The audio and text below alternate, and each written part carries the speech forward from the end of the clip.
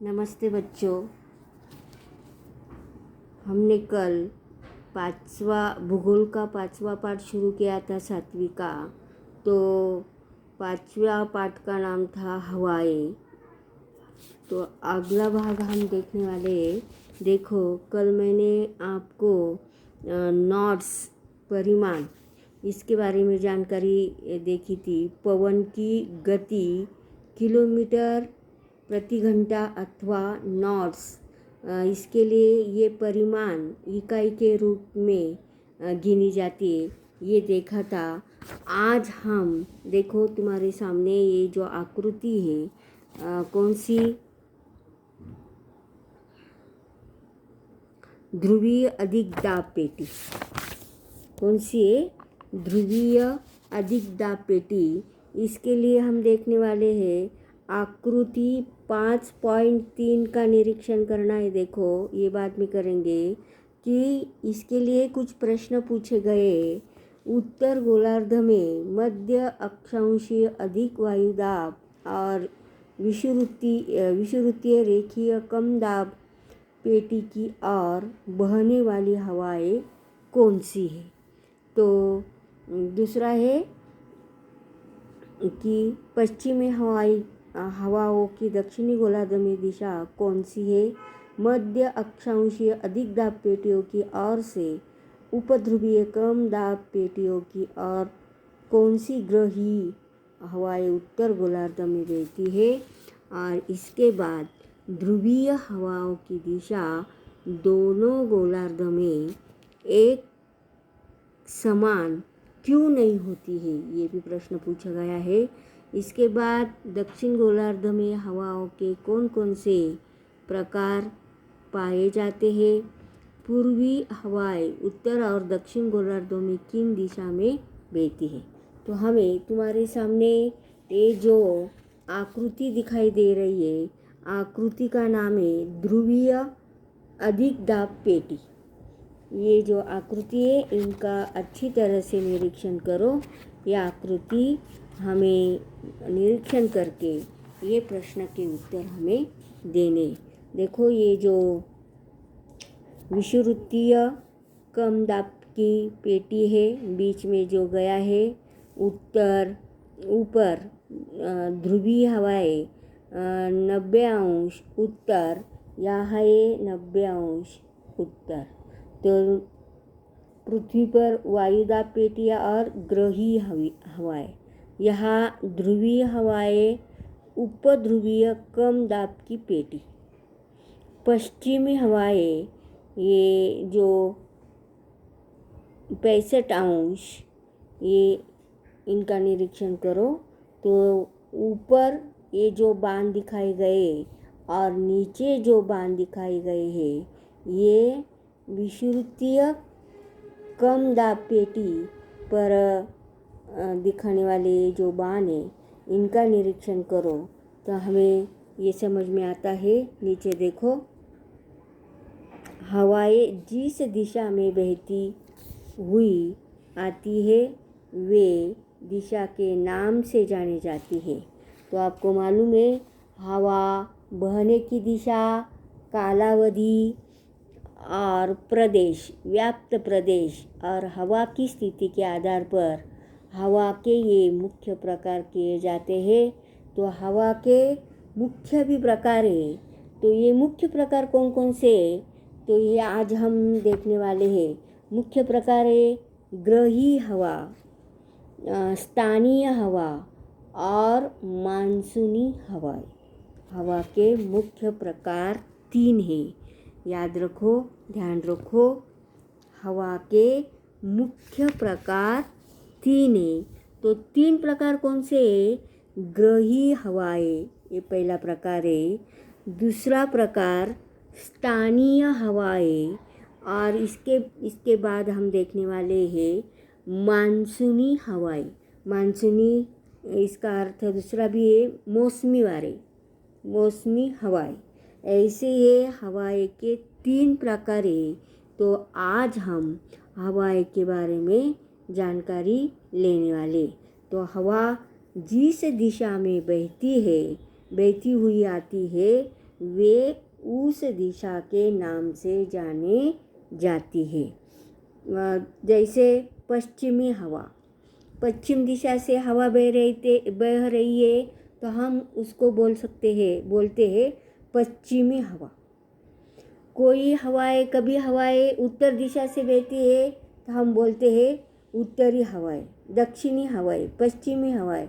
ऐसे जिस दिशा में हवा बहती है उस दिशा का नाम हवा को दिया जाता है। अर्थात पश्चिम की ओर से आने वाली हवा के बहने की दिशा, कालावधि, देखो हवा के बहने की दिशा, कालावधि, व्याप्त प्रदेश, हवा की स्थिति, इसके आधार पर हवा के निम्न प्रकार यानी अलग अलग प्रकार बनते हैं।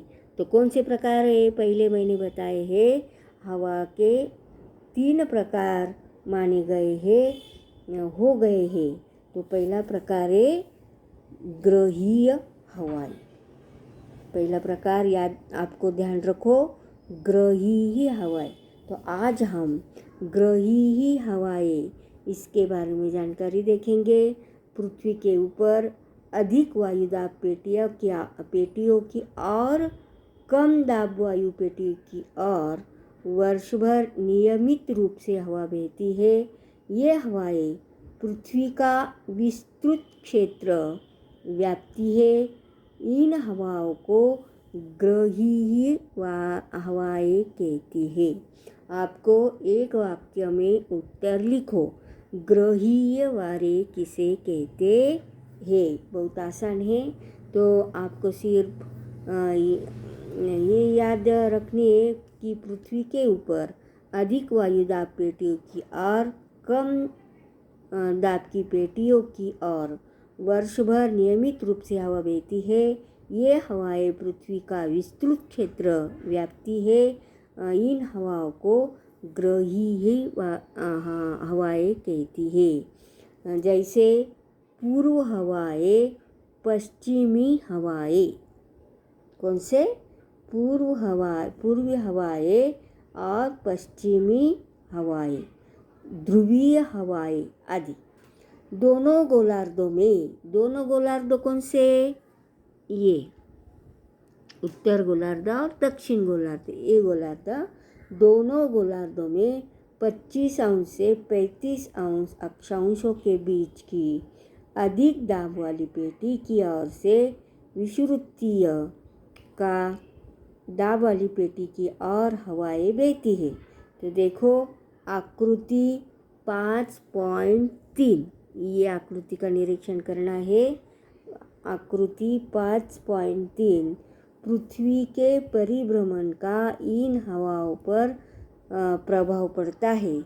इससे उनकी मूल दिशा में परिवर्तन आता है। उत्तरी गोलार्ध में ये हवाएं पूर्वोत्तर से दक्षिण और पश्चिम की ओर तथा दक्षिण गोलार्ध में दक्षिण पूर्व से पश्चिमोत्तर दिशा में हवाएं बहती है। ये दोनों हवाएं विषुवृत्तीय रेखा के निकट शांत वायु पेटी के समीप आकर एक दूसरे से मिल जाती है। इन हवाओं को पूर्वी हवा कहते हैं। पूर्वी हवाएं, ग्रहीय हवाएं आपको याद रखना है। देखो ये आकृतियाँ, पूर्वी हवाएं, ग्रहीय हवाएं, इनका निरीक्षण करो और ये आकृति तुम्हारे नोटबुक में तैयार करो। कल मैंने जो आकृति बताई थी तुम्हारे वर्गपाठ की नोटबुक में बनाने के लिए, तो बहुत सारे लड़के ने बनाए। तो आज भी ये आकृतियाँ बनाओ और मुझे दिखाओ। तो आज हमने ग्रहीय हवाएं और इसके बाद पश्चिमी हवाएं और इसके बाद पूर्वी हवाएं, इसके बारे में जानकारी देखिए। तो दोनों गोलार्धों में मध्य अक्षांशीय अधिक दाब पेटी की ओर से 60 अंश अक्षांशों के समीप वाली कम वायुदाब की पेटी की ओर हवा बहती है। इसके लिए हमने 5.3 ये आकृति का निरीक्षण भी किया है। तो ध्यान दो, पृथ्वी के परिभ्रमण का हवाओं पर प्रभाव पड़ने से उनकी मूल दिशा बदल जाती है। दक्षिण गोलार्ध में भी ये हवाएं पश्चिमोत्तर, दक्षिण पूर्व की ओर तथा उत्तर गोलार्ध में दक्षिण पश्चिम से पूर्वोत्तर की ओर बहती है और उन हवाओं का पश्चिमी हवाएं कहते हैं। तो दोनों गोलार्ध यानी उत्तर गोलार्ध और दक्षिण गोलार्ध, ये दक्षिण गोलार्ध है और ये उत्तर गोलार्ध है। तो दोनों गोलार्धों में ध्रुवीय अधिक वायुदाब पेटी की और से उपध्रुवीय 55 अंश से 65 अंश कम वायुदाब पेटी की और जो हवाएं बहती है उन्हें ध्रुवीय हवा कहते हैं। ध्रुवीय हवा कहते हैं। इन हवाओं की दिशा सामान्यतः पूर्व से पश्चिम की ओर होती है। पूर्व से पश्चिम की ओर होती है।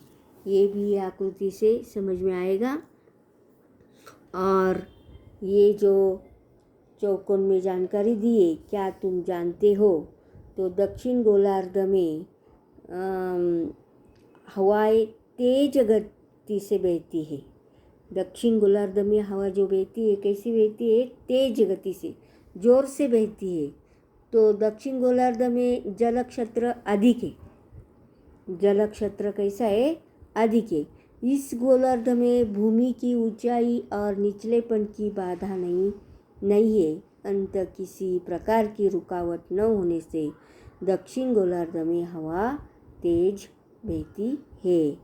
और उनका स्वरूप इस प्रकार का होता है। कैसा? 40 अंश दक्षिण अक्षांश के आगे ये हवाएं अति तीव्र गति से बहती है। इस क्षेत्र में इन हवाओं को क्रोधोन्मत्त 40 कहते हैं। 50 अंश दक्षिण अक्षांश के क्षेत्र में यह हवाएं तूफान के गति से बहती है, जोर से। इन हवाओं को तूफानी गर्जक 50 कहते हैं। तूफानी अथवा गर्जक 50 कहते हैं। 60 अंश दक्षिण अक्षांश के आसपास हवाएं तूफानी गति के साथ साथ प्रचंड आवाज़ करती हुई बहती है। उन्हें चित्कारी 60 कहते हैं।